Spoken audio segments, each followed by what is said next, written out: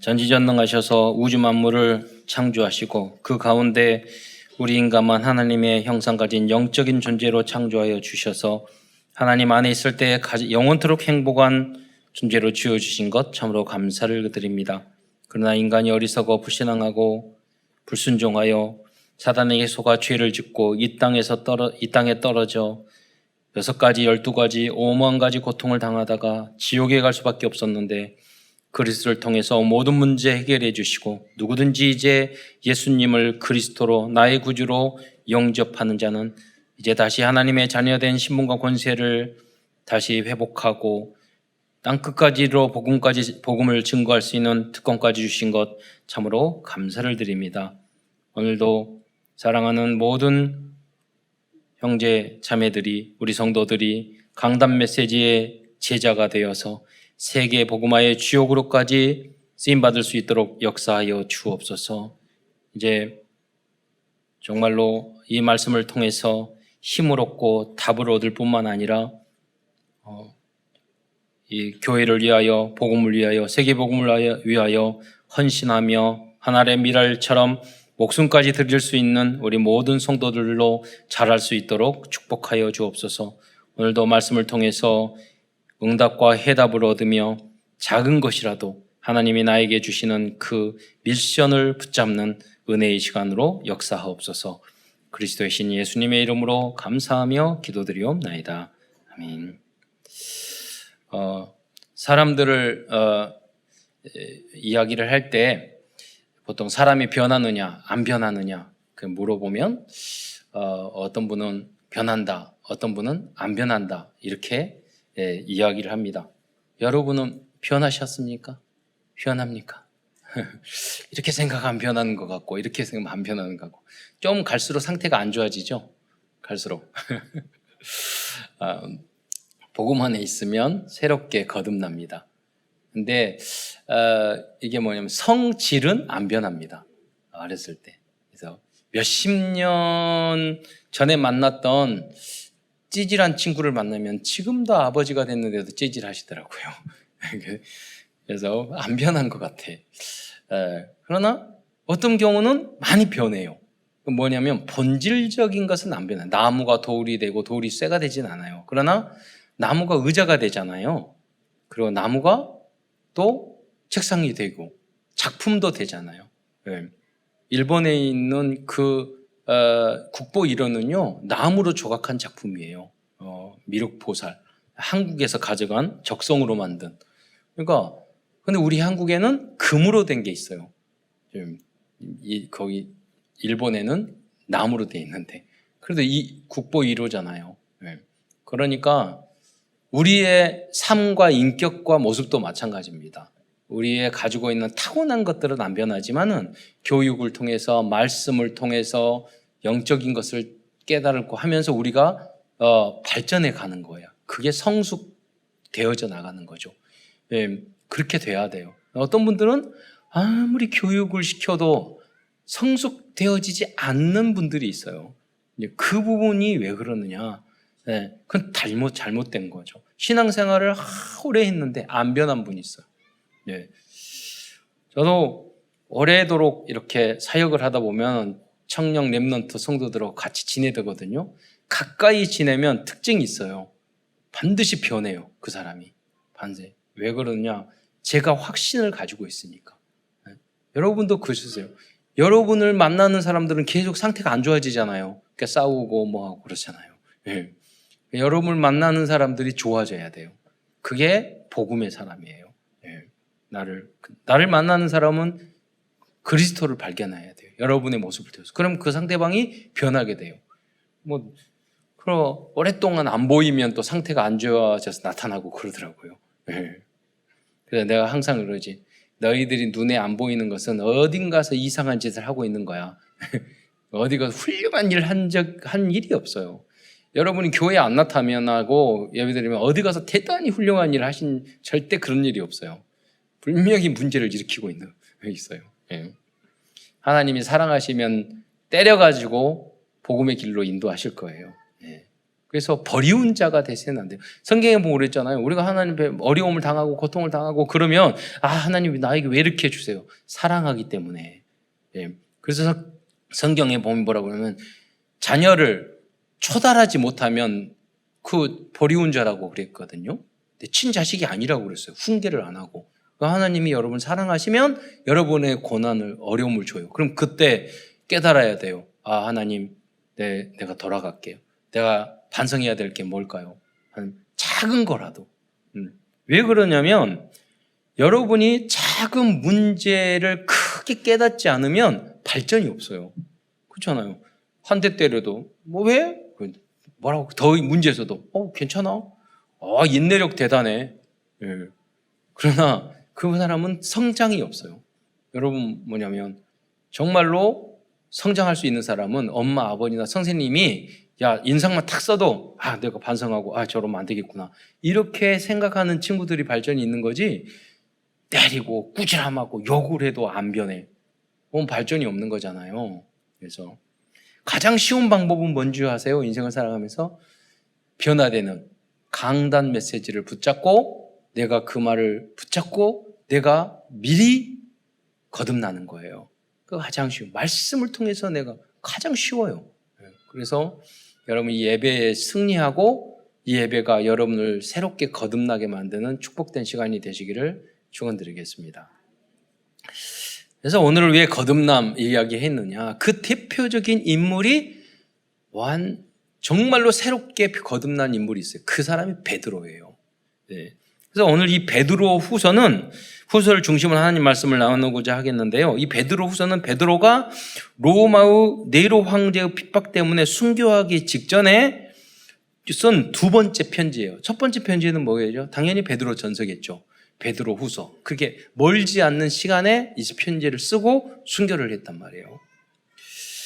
베드로 사도는 교육받지 못한 어부 출신이었고 영적인 문제와 성격적인 많은 단점과 약점을 가지고 있었던 사람이에요.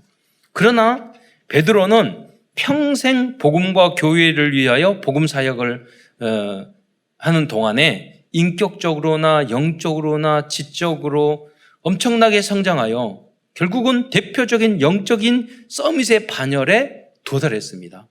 그 증거를 우리는 베드로 전후서의 메시지를 통해서 우리는 엄청나게 변화된 베드로의 모습을 볼 수 있다는 거죠. 여러분, 만약에 여러분이 전도를 안 하려고 하면 그냥 여러분 성격대로 그냥 사시면 돼요. 성질대로, 성깔대로, 여러분 기분, 감정대로, 마음대로 사시면 돼요. 그러나 여러분이 만약에 정말로 전도를 하려면 말도 조심하고, 행동도 조심하고, 태도도 조심하고, 상대방을 배려하고. 이 추석 명절 때 그러잖아요. 형제들 간 형제 복음하고 하는데 섭섭하다, 밉다, 어쩌다 비난하고 그렇게 하면 가족 복음은 안 돼요. 저도 이번에 명절에 동생도 만나고 갑자기 친척이 연락도 왔더라고요. 제가 봤을 때는 그 인생을 살아가면서 정말로 친인척 복음으로 빛을 발하고 내가 목사로서 가족을 화평케 해야 되겠다는 그게 전도잖아요. 복음으로 하나 되게 하는 게. 그런 생각이 없었다면 제가 참을 필요도 없고, 그렇잖아요. 인내할 필요도 없고 내가 하고 싶은 말 다 해요. 근데 안 해요. 왜? 그리스도를 높이기 위해서, 전도를 하기 위해서. 내가 참아야, 내가 미랄이 돼야 돼요. 그게 가정의 선교사예요. 그게 복음 가진 사람이에요. 하고 싶은 말 다 하고, 감정 다 해야 하고, 한번 쑤시고, 한번 비틀고. 그러면 가정 가문을 지옥으로 만드는 거죠. 여러분은 화평케 하는 하나님의 나라를 가정 가문에 이루는 여러분이 되시기를 축원드리겠습니다. 그렇게 되려면 내가 거듭나야 돼요. 내가 복음화 돼야 돼요. 그래야지 전도가 되는 거예요. 여러분의 원래 어떤 분이 그래요. 나는 원래 그래. 그런 사람들은 절대 전도 못 해요. 그렇잖아요? 그게 새롭게 돼야 하는 겁니다. 그랬을 때 전도자가 조금씩 되어가요. 어느 날 갑자기 됐느냐? 그러지 않아요. 조금씩 조금씩. 예. 어느 날 뒤돌아보면 너무나도 많이 내가 달라졌던 거예요. 예. 이렇게 영적으로나 인격적으로 성장한 베드로가 연약한 사람들이 많은 교회를 향하여 보낸 편지가 베드로후서입니다.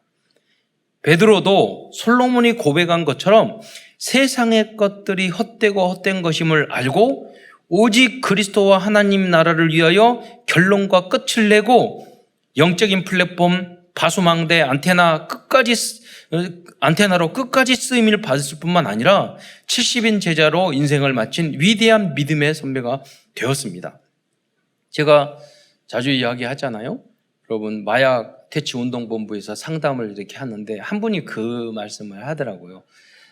자기의 이제 행복에 대해서 이야기를 하고 이렇게 했더니 행복에 대해서 그래서 무엇이 행복해? 그랬더니 그분들이요, 이 세상에서 온갖 타락된 일은 다 한 사람들이에요. 그래서 가끔 포럼할 때도 글을 했어요. 누가 가장 타락을 했는가 오늘 이야기해 봅시다. 그러니까 대단한 이야기를 다 해요. 네. 그런데 행복하지 않아요. 네. 다 처마시고 다 마약하고 돈 다 쓰고 도박하고 여자도 남자도 마음대로 하고 해도 근데 그 사람들이 모두 다 뭐냐면 자살한 경험이 있어. 한두 번도 아니에요. 항상 죽고 싶어. 왜? 참된 행복을 찾지 못하니까. 한 분은 그러시더라고요. 자기가 마약 때문에 도망가서 자기 부인과 함께 산 밑에서 3년 동안 숨어 살았는데 그때가 가장 행복했대요. 네.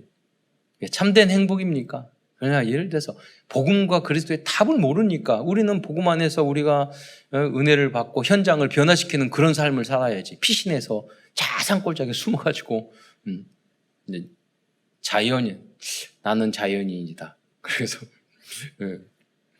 전도 안 하려고 그러면 그 산속에 가서 살아야죠. 성격 따라 그렇게 살 수도 있어. 그러나 깊이 생각할 필요가 있어요. 자연인으로 산속에 살아가? 전도할 사람이 없잖아. 기준이 우린 전도와 복음이잖아요. 그래서 여러분 성격이나 모든 것도 너무 우리의 성격이 무엇이든지 너무 오버가 되면 여러분 인생의 장애를 갖게 돼요. 예를 들자면 너무 외향적이거나 그러면 외향적인 것 때문에 항상 말 실수를 해요. 그것 때문에 인생의 장애가 돼. 그런 사람들은 말씀을 듣고 항상 잠언에 나왔잖아요. 잠언 읽어요. 말을 하지 않도록 참아야 돼. 말을. 그 사람들은 말하고 후회해. 근데 너무 내향적인 사람은 우울증에 빠져요. 그래서 그런 말이 있어요. 우리 심리학을 말할 때. 우간 사람들은 다 어디 가느냐? 교도소에 가면 다 우간 사람이 있고, 제 우울한 사람은 어디 있냐? 정신병원에 있다고. 그러니까 우린 그 중간이 돼야 되거든요. 우리 성격 유형 검사, 성격. 중간은 성격이 좀, 그러나 여러분, 이게 오버가 되고 너무 높거나 너무 낮이잖아요. 그럼 정신병이에요. 상담을 하든지 약을 먹어야 되는 대상이 되는 거예요.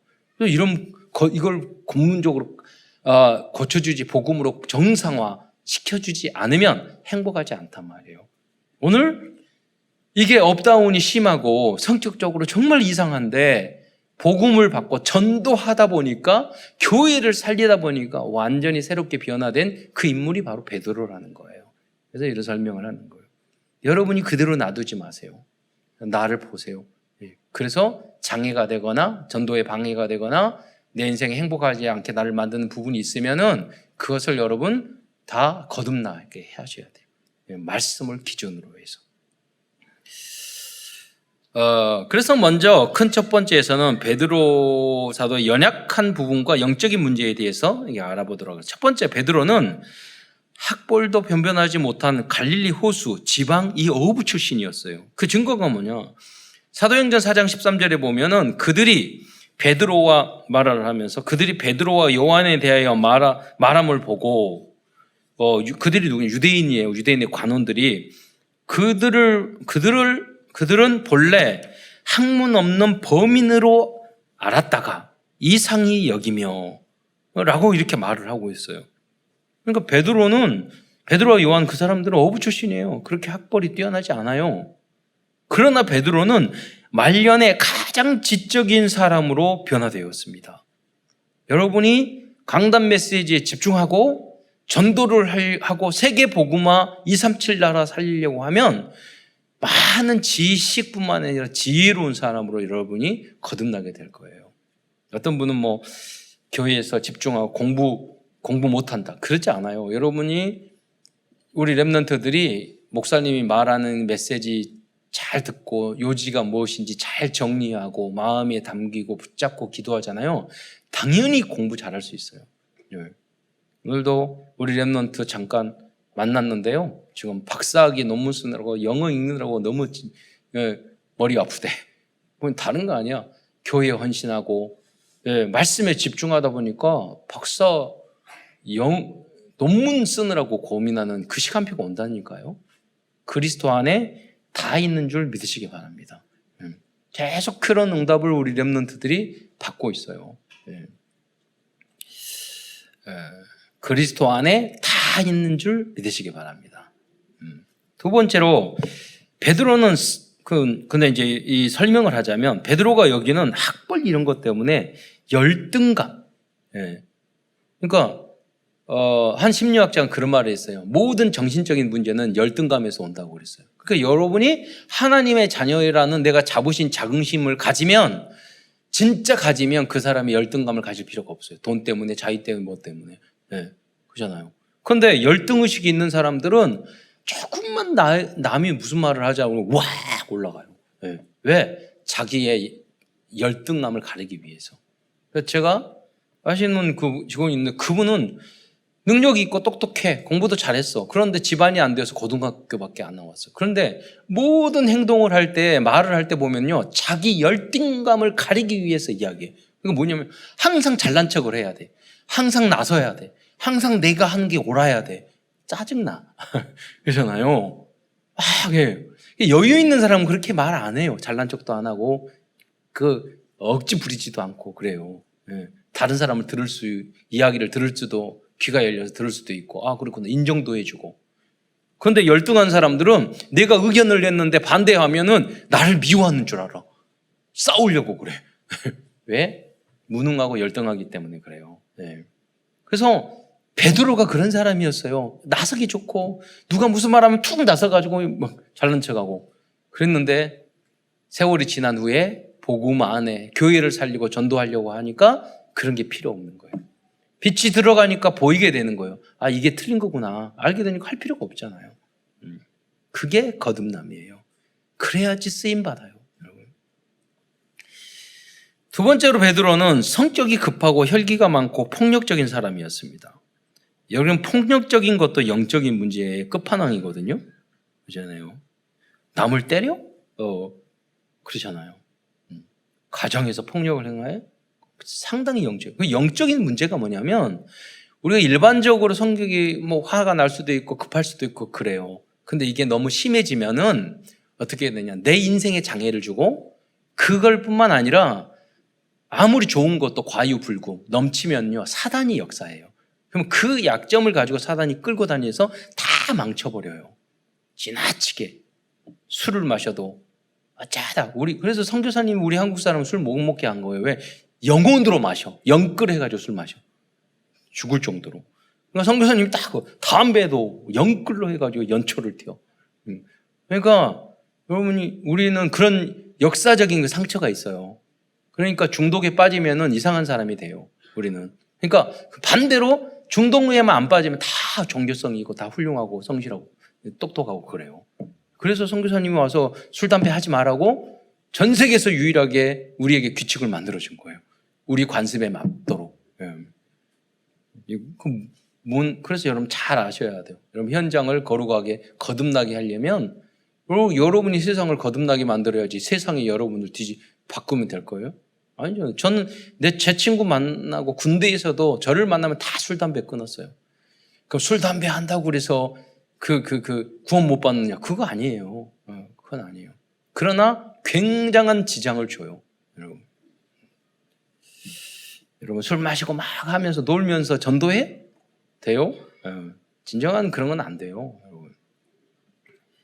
정말 성공한 사람은 그렇게 안 살아요. 베드로는 예수님을 잡으러 온 말고의 길을 잘랐어요. 예.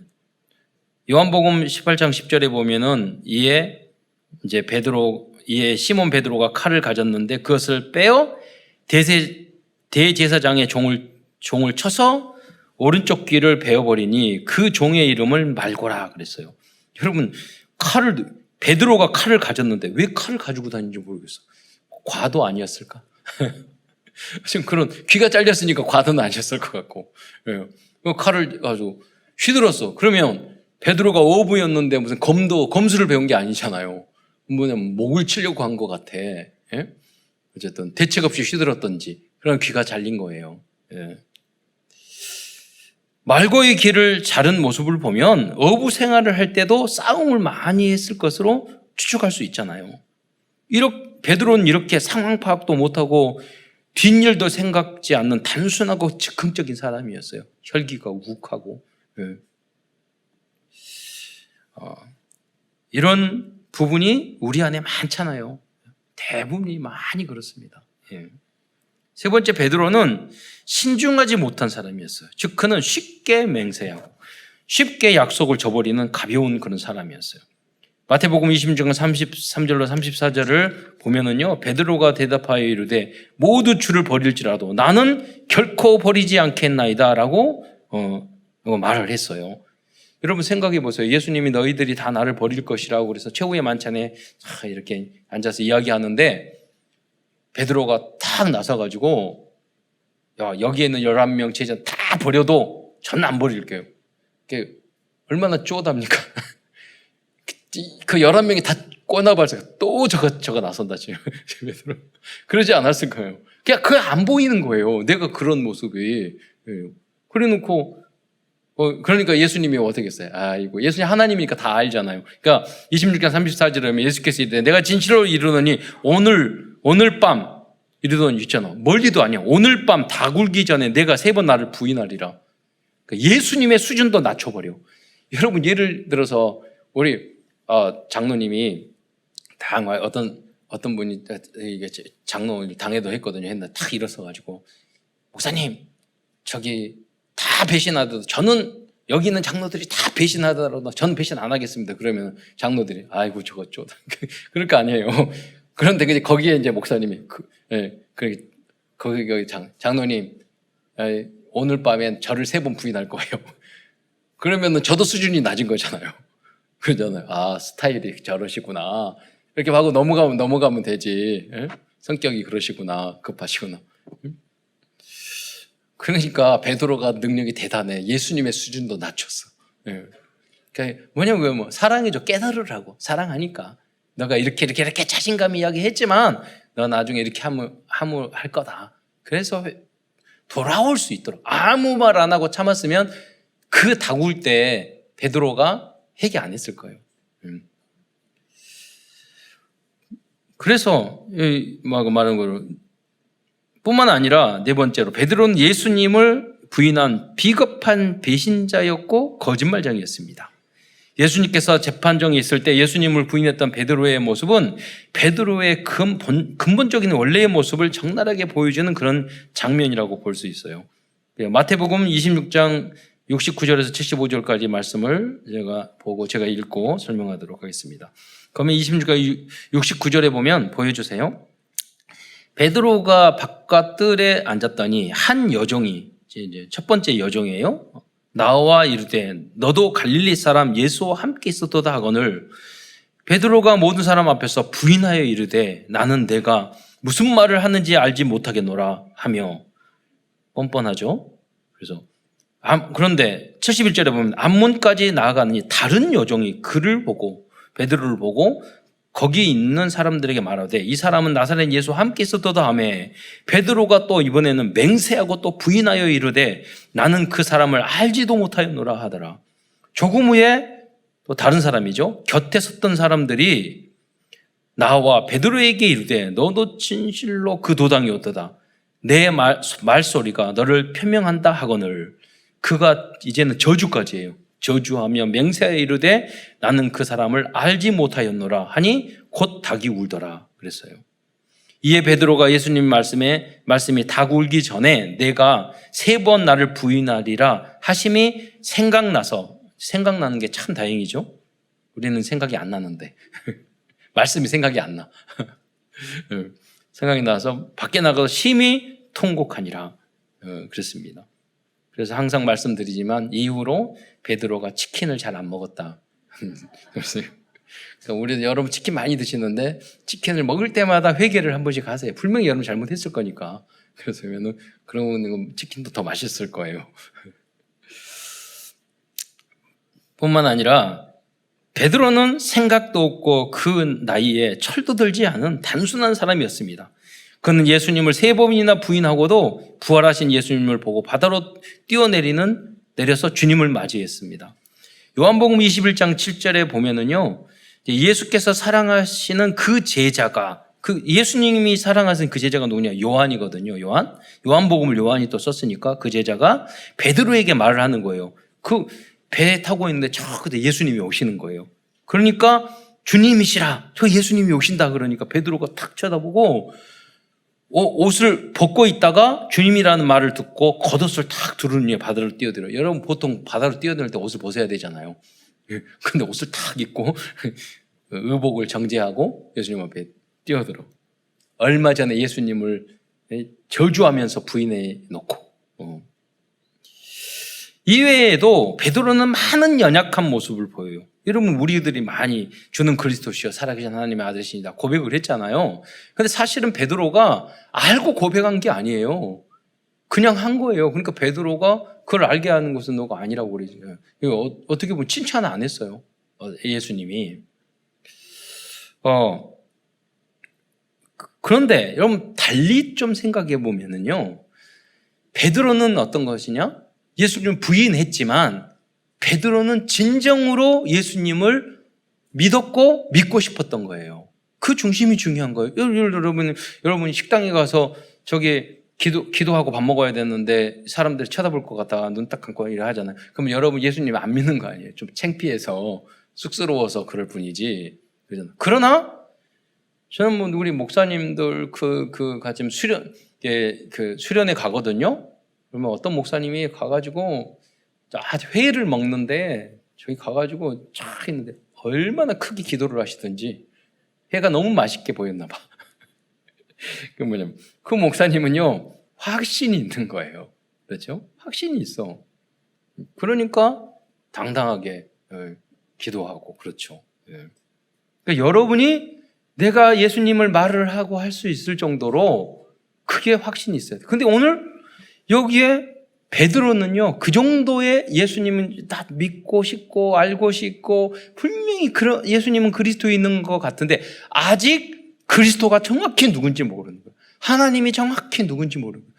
교회의 가치를 정확하게 이 복음과 말씀의 가치를 모르는 거예요. 신앙의 가치를 모르는 거예요. 그러니까 부인하고 창피하게 생각하고 가치 없게 생각하고 교회를 우습게 생각하고 직분을 우습게 생각하고 그러는 거예요. 네. 그렇기 때문에 말하죠. 베드로후서 3장 그리스도를 아는 지식에 자라가라. 충분히 자라가면은 당당하게 되고 왜? 정확하게 아니까. 그래서 여러분이 중간 사역자들이 새 가족들에게 아직 믿음이 여러 가지게 얼마나 신앙과 복음과 교회의 가치가 그리스도의 가치가 중요한지를 확실하게 알려줘야 돼요. 그게 확신이에요. 네. 왜? 그들은 다 죽어가요. 돈이 있어서 죽어가고 돈이 없어도 죽어가고 있고 권력이 있어서 죽어가고 있고 권력이 없어서 죽어가고 있고 행복하지 않다니까요. 네. 다 정신적으로 문제가 생겨가지고 공포증, 불안증, 수십 가지의 각종 정신병으로 고통을 당하고 있다니까요. 네. 그것을 근본적으로 치료해 줄 수 있는 것은 복음밖에 없어요. 네. 살아도 좋고 죽어도 좋아요. 꼭 살아야 되나? 죽으면 죽으리라 했는데 단 하루를 살아도 그리스도를 위하여 가치 있게 우리가 살다 가야 되지 않아요? 왜? 우리는 영원한 하나님의 나라가 보장되어 있기 때문에 그것을 믿는 사람에게 하나님은 이 땅에서도 넘치는 응답을 주시는 줄 믿으시기 바랍니다. 그래서 여러분이 그 응답, 그 축복의 주역이 되셔야 돼요.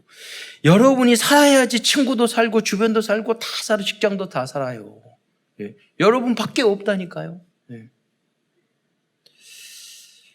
그러나 이 연약한 베드로는 부활하신 그리스도를 보고 마가의 다락방에서 성령 충만함을 받은 이후로 이 베드로는 그 30년 동안 서서히 변화돼서요, 완전히 새로운 사람으로 거듭났던 것입니다.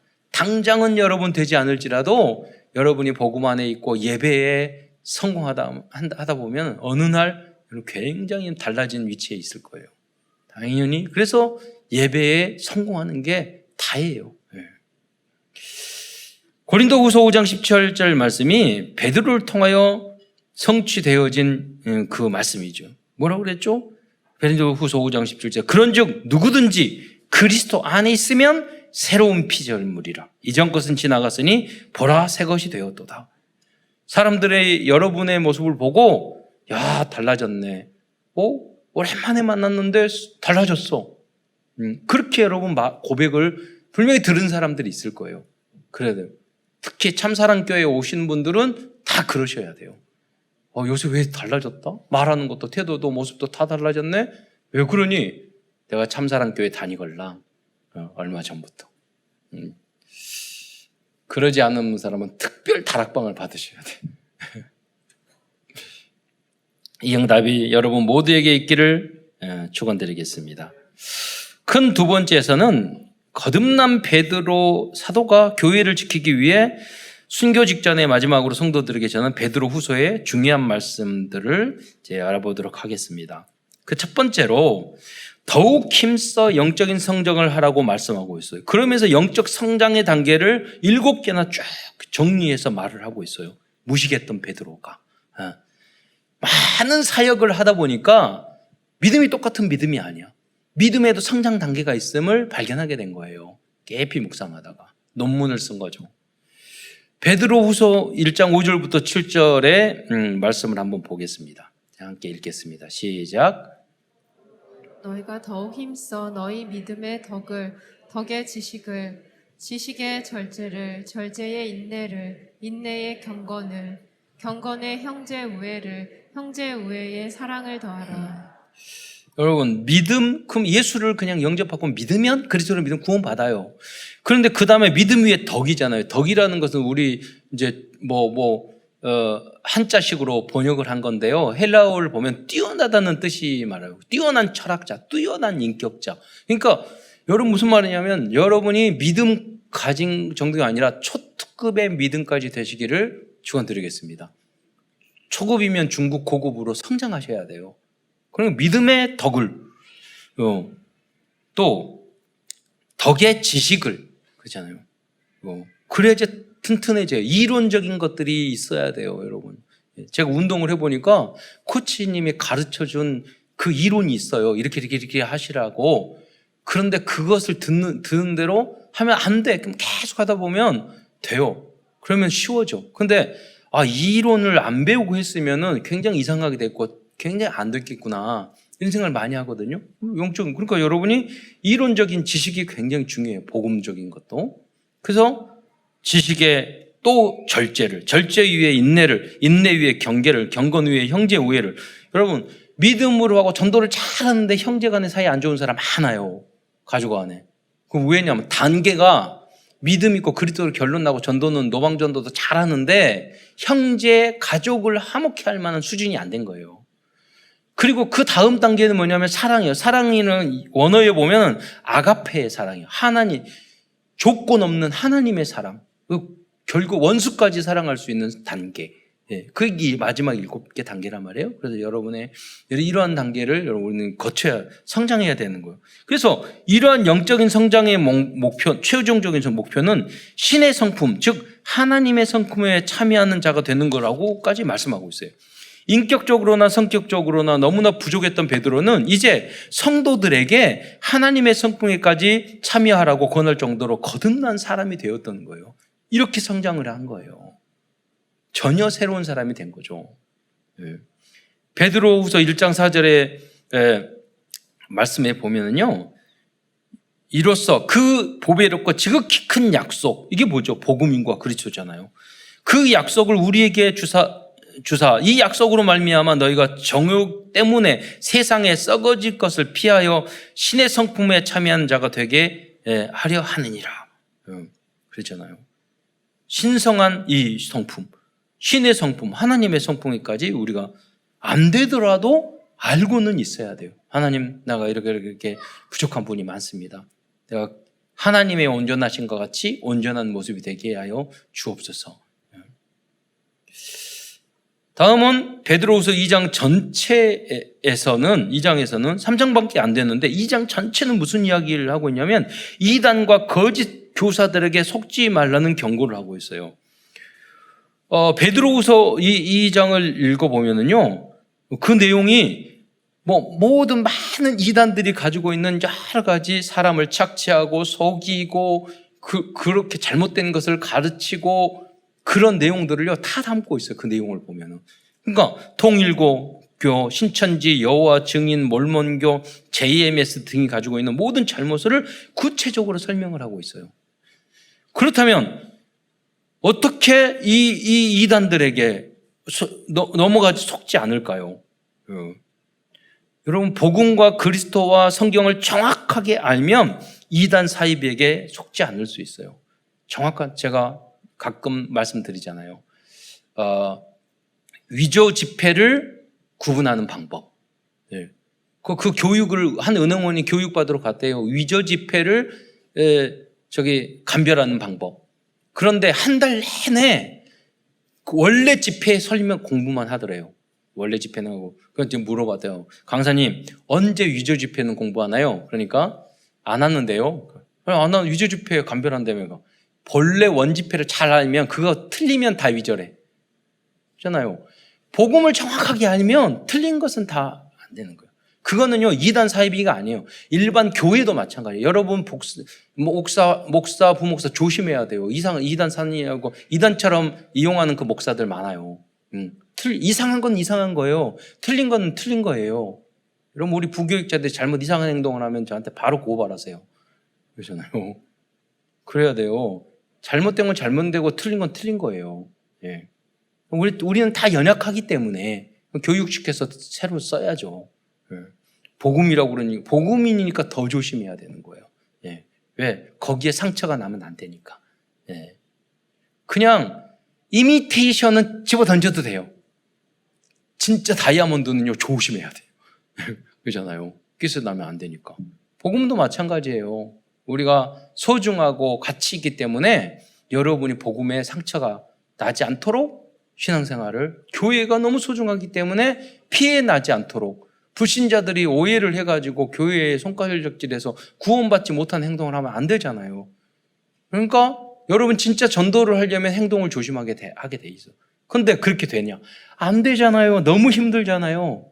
그래서 여러분이 하는 기도가 필요하고 함께 하는 게 필요하고, 네, 교회가 필요하고 그런 거예요. 네. 마지막으로 3장에서는 그릇된 종말관을 가진 사람들에 대한 경고의 말씀을 하고 있습니다. 종말이 없다고 조롱하는 사람들도 있을 것이라고, 그때도 있었고 앞으로도 있을 것이라고 그렇게 베드로는 가르치고 있어요. 베드로 사도는 베드로후서 3장 3절로 4절에 보면 이렇게 말씀하고 있어요. 먼저 이것을 알지니 말세에 조롱하는 자들이 와서 자기의 정욕 따라 행하며 조롱하여 이르되 주께서 강림하시는 약속이 어디 있느냐? 조상들이 잔후로부터 만물이 처음 창조될 때와 같이 그냥 있다 하니 이렇게 말을 한다고 그랬어요. 예. 세상 사람들이 멸망과 심판, 지옥이 어디 있어? 그냥 마음대로 우리가 살고 내 뜻대로 살다가 죽으면 끝이지. 이렇게 말을 한다니까요. 예. 만약에 그렇다면 우리는 마음대로 살아야 되겠죠. 그래서 그 유명한 칸트가 처음에는 기독교를 종교를 부인하다가 그러잖아요. 나중에 가서는 칸트가 말년에는 인정을 했어요. 왜냐하면 이성의 한계로서의 종교. 우리가 이성적으로 바르게 막 이야기를 하더라도 왜 종교가 필요하느냐? 그 사람들이 그렇게 안 살거든. 그럼 어떻게 해야 되느냐? 너 이렇게 잘못하고 살면 바르게 살지 않으면 죽어서 지옥 가고 심판받아. 이 이야기를 해야지 사람들이 바르게 산다는 거예요. 예. 꼭 우리도 맞아요. 왜 여러분이 참고 인내하고 우리가 그렇게 살아갑니까? 조심하고. 예. 한 번 죽는 것은 사람에게 정하신 것이요. 그 후에는 심판이 있다고 말씀하셨어요. 그러니까 여러분이 지옥 갈 자격은 없어요. 예수 믿으면 다 천국가요. 그러나 여러분 작은 행동 하나하나 예배 하나가 어마어마한 축복으로 하늘에 쌓일 거예요. 그렇잖아요. 그 축복을 왜 놓쳐요? 그걸 바라보며 우리가 조심하고 인내하고 전도하고 거룩한 이 은혜의 길을 가라. 그러면 그렇게 하면 이 땅에서도 복을 못 받고 불행하냐? 안 그렇다니까. 아까도 말씀드렸잖아요. 훨씬 더 행복하고 훨씬 더 깨끗하고 그래요. 여러분 음식을 다 맛있는 음식을 먹고 나서 뭐라고 하냐? 냉수 물을 탁 마시면서 말하잖아요. 저도 그랬잖아요. 물이 제일 맛있어. 그러잖아요.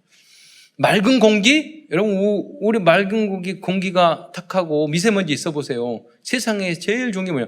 맑은 공기를 마시는 것보다 행복한 게 없다니까요. 여러분 윤리도덕이나 우리 삶도 마찬가지예요. 여러분이 깨끗하게 사는 게 거룩하게 사는 게 가장 우리에게 행복을 줘요. 그 맛을 발견한 여러분이 되시기를 축원드립니다.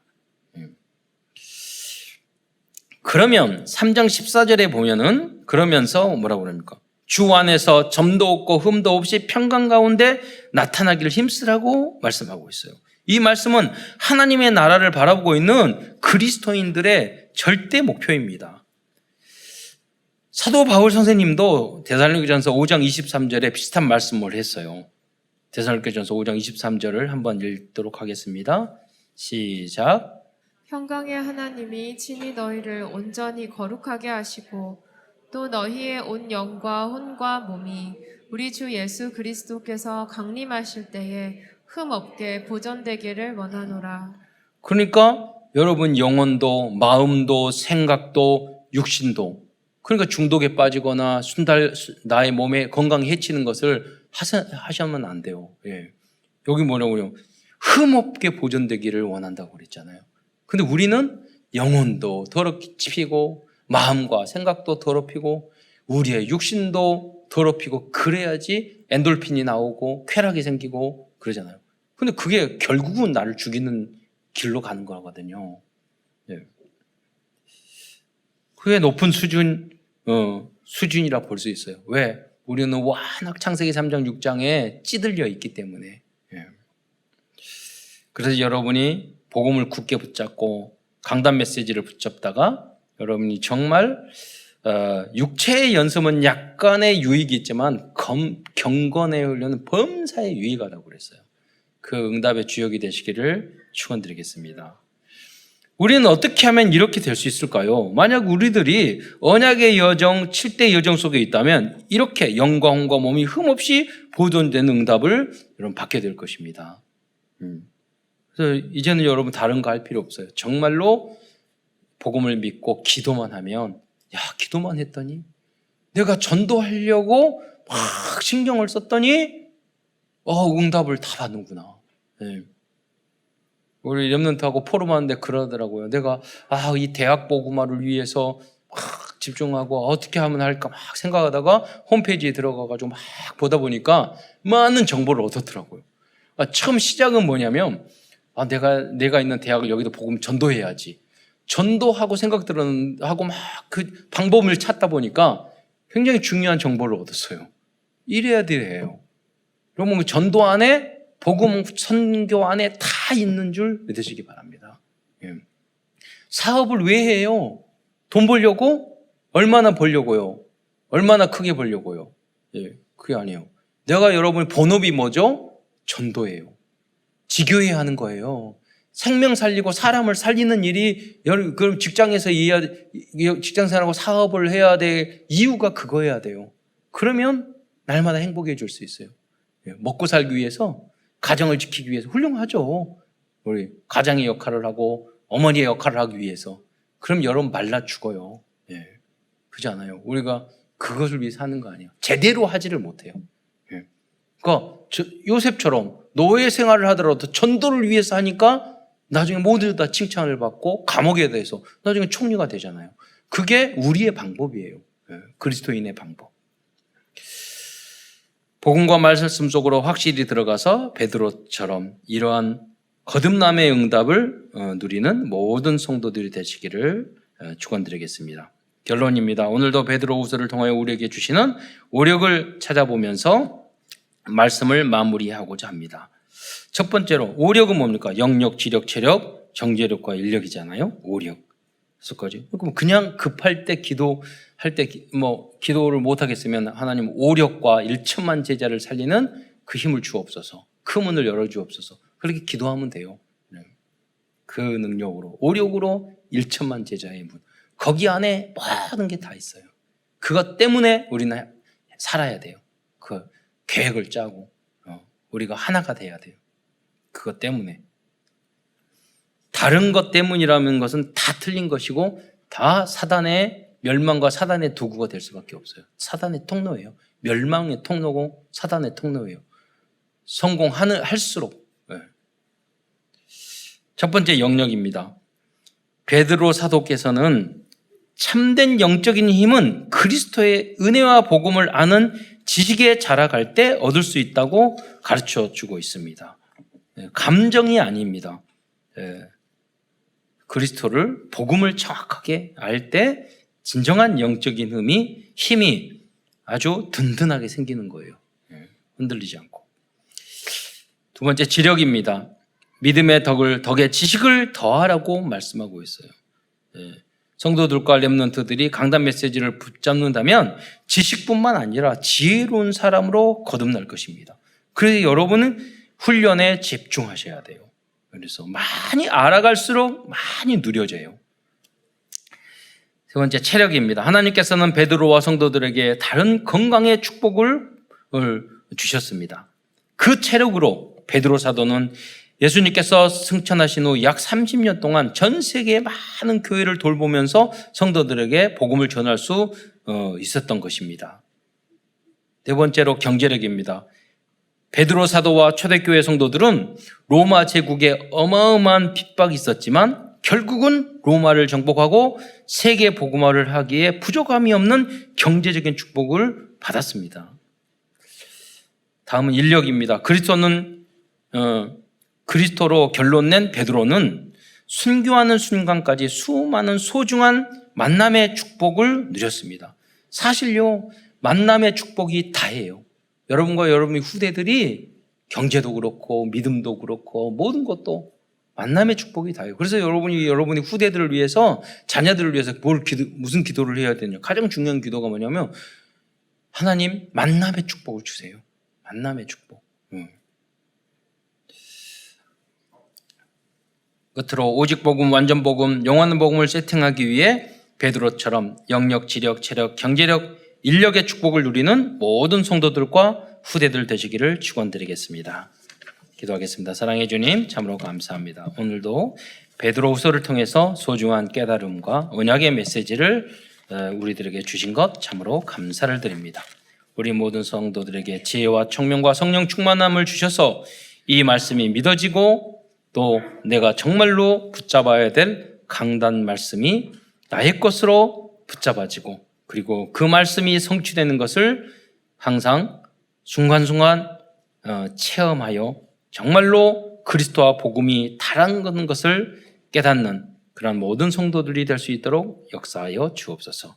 그리스도의 신 예수님의 이름으로 감사하며 기도드리옵나이다.